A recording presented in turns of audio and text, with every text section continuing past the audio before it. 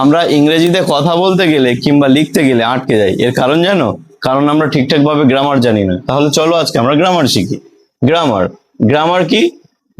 Grammar is a way for people to express their desire correctly. আমাদের কাছে grammar কি জন্য লাগে? আমাদের মনের ইচ্ছাকে আমরা কথা বলাটাকে ঠিকঠাক ভাবে করে, ঠিকঠাক ভাবে করে, রং না।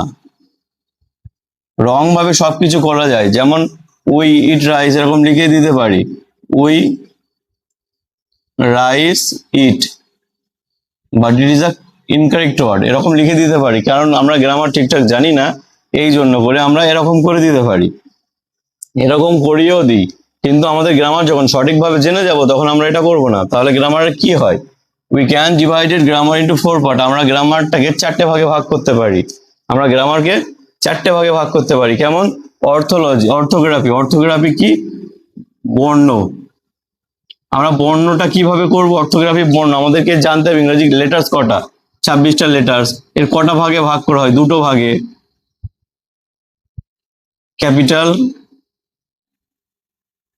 স্মল।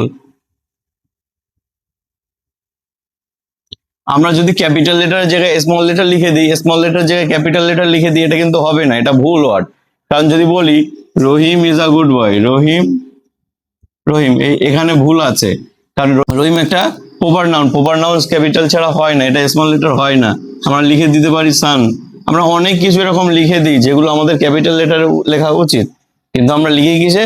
স্মল লেটারে। সেই জন্য আমাদের ক্যাপিটাল লেটার স্মল লেটার জানতে হবে ঠিকঠাক ভাবে। আর এটা কে শেখায়? অর্থোগ্রাফি। অর্থোগ্রাফি আমাদের শেখায় কখন ক্যাপিটাল লেটার হবে, কখন স্মল লেটার হবে, এটা আমাদেরকে শিখিয়ে দেয়। এটিমোলজি, এটিমোলজি কি শেখায় দেয় আমাদেরকে? Parts of speech, parts of speech শেখায়। এটিমোলজি আমাদের কি শেখায়? Parts of speech. Parts of speech কটা আমরা জানি? 8টা, সবাই জানি। কিন্তু এর ব্যবহার কখন কি করে এটার মানে দেখো, একটা লিখছি ওয়াচ, ওয়াচ এটা কি? এটা নাউন না ভার্ব? এটা নাউন না ভার্ব? ওয়াচটা নাউন না ভার্ব? এটা আমরা কখন জানবো? কিভাবে জানবো? নাউন সেটাকে আমাদেরকে শেখায় এটিমোলজি। কিভাবে বুঝবো? এই দেখতে ওয়ার্ডটা কিন্তু হয়তো সেম একই, ওয়াচ, ওয়াচ এটা নাউনও হয়, এটা ভার্বও হয়। ভার্ব হলে এর দেখা, দেখা উচ্চারণ হয়, এর মানে হয় দেখা। ওয়াচে যখন নাউন হয় এর মানে হয় ঘড়ি। দুটোর মানে সম্পূর্ণ আলাদা। ওই জন্য লিখতে গেলে আমরা কখন ওয়াচ লিখবো, কখন ঘড়ি হিসাবে লিখবো, কখন দেখা হিসাবে লিখবো, সেটা আমাদের উপরে নির্ভর করে। আর এই নির্ভরটাকে ঠিকঠাক ভাবে কে ঠিকঠাক করে দেয়? কে? তার নাম হচ্ছে এটিমোলজি। এটাকে, তার কাজই হচ্ছে, এটিমোলজির কাজ কোনটা কখন কি মানে দাঁড়াবে, কোনটা কিভাবে তৈরি করবে, কোনটার মানে কখন কিভাবে তৈরি হবে সেটা শেখায়। এটা শেখানোর কাজ কে করে? আমাদের এটিমোলজি। এটা কাজ কে করে? এটিমোলজি।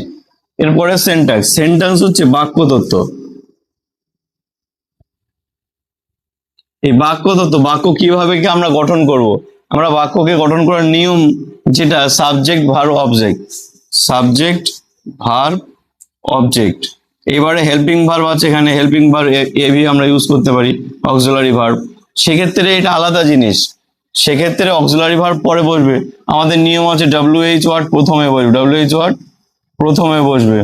আমরা সেটা শেষে যদি ব্যবহার করি এটা কিন্তু হবে না। কেন? হোয়ার, দেখো হোয়ার আর ইউ গোয়িং, তুমি কোথায় যাচ্ছ, এটা আমরা যদি লিখি এরকম ভাবে না লিখি, আমরা সাবজেক্টের এখানে রুলস কি ছিল? এবি আগে আসবে। তাহলে যদি আমরা এরকম করি, সাবজেক্ট আগে আসবে, তারপরে এবি আসবে, you are, you are going where, you are going, subject, auxiliary verb, verb, তারপরে কি? আমরা অবজেক্ট ব্যবহার করলাম। তাহলে কি হলো? এটা এটা ভুল ওয়ার্ড, এটা ভুল ওয়ার্ড, এটা ঠিক ওয়ার্ড। কিভাবে আমরা এটা ঠিক করব? এটাকে ঠিক করে দেয় কে? সেন্ট্যাক্স। সেই জন্য সেন্ট্যাক্সও ভালোভাবে জানতে হবে। এর পরবর্তীতে আমি অন্য অন্য ভিডিওতে একটা একটা আলাদা করে ডেফিনেশন, আরেকটা আলাদা করে বর্ণনা করব। কিন্তু এটা ইন্ট্রোডাক্টরি, ওই জন্য করে আমি পুরোটা ডিটেলসে যাচ্ছি না। এখানে এই যে where are you going to, going, এটা এটা আমাদের কি জন্য জানতে হবে? এটা মেন, এটা মেন। এটা না জানলে কি হবে? বাক্য এরকম ভাবে আমরা তৈরি করে দেবো। তখন আমরা পরীক্ষার খাতায় যদি সব সম্পূর্ণ ঠিকঠাক লিখে আসি, সব ওয়ার্ড ঠিক লিখলাম, ওয়ার্ডের অর্থ ঠিক লিখলাম, কিন্তু কি করলাম না? সাজিয়ে লিখলাম না, সাজিয়ে না লেখার কারণে আমরা কি করব, পুরো ওয়ার্ডটাকে টিচার্স পুরো 1-150 ওয়ার্ড লিখলে সব কেটেতে 0 নম্বর বসিয়ে দেবে। এর জন্য আমাদের কি সেন্টেন্স জানাও জরুরি। এটামোলজি এটাও জানা জরুরি। কেন, কখন নাউন কখন হবে, ভার্ব কখন হবে, এটা আমরা না জানলে নাউনের জায়গায় ভার্ব, ভার্বের জায়গায় নাউনের আমরা মানে তৈরি করে দেব, সেক্ষেত্রেও একটা প্রবলেম হতে পারে। বর্ণ কখন ক্যাপিটাল হবে, কখন স্মল হবে, যদি আমরা এটা ঠিকঠাক ভাবে না জানি, তখন আমাদের কি প্রবলেম হবে, ওই ছোট ক্যাপিটাল লেটারের জায়গায় স্মল লেটারের জায়গায় ক্যাপিটাল লেটার করে দিলে আমাদের এর একটা বিরাট একটা গ্রামাটিক্যালি ভুল হয়ে যায়, সেজন্য এর মানে তত্ত্ব অন্যরকম ভাবে চলে যায়। এরপরে কি পাঞ্চুয়েশন, আমরা পাঞ্চুয়েশন অনেকটা আছে, তার মধ্যে মেন যেগুলো কমা, আমরা কমা ইউজ করি, ফুল স্টপ ইউজ করি, আমরা কোয়াটেশন মার্ক ব্যবহার করি, এইসবগুলো আমরা যখন ব্যবহার করি, এর ঠিকঠাক ভাবে ব্যবহার করা, এর কিন্তু প্রত্যেকটার একটা একটা মানে আছে। এই কমা যেমন ব্যবহার করা হয়, একই পার্টস অফ স্পিচ দুটো আলাদা করতে ব্যবহার করা হয়, ফুল স্টপ বাক্যকে শেষ করতে ব্যবহার করা হয়, কোয়াটেশন মার্ক কারো উদ্ধৃতি, কারো কথাকে কি করি আমরা, সেটাকে কোট করে দিই, সেটা আমরা বুঝিয়ে দিই যে যখন কোয়াটেশন মার্ক করব তখন আমরা অটোমেটিক্যালি বুঝে যাব এটা কেউ বলেছে। কোয়াটেশন মার্ক থাকলে মানে এটা কেউ বলেছে, তখন আমরা অটোমেটিক্যালি বুঝে যাব। সেই জন্য পাঞ্চুয়েশন ঠিকঠাক জানা, আর এই লাস্টে যেটা প্রসডি, এটাকে আমরা আলাদাও করতে পারি, 5 নম্বর পয়েন্ট হিসেবে ব্যবহার করতে পারি, আর না করলে ওটা কিছু যায় আসে না, কারণ পাঞ্চুয়েশনের একটা পার্টও প্রসডিতে চলে আসে। এগুলো কি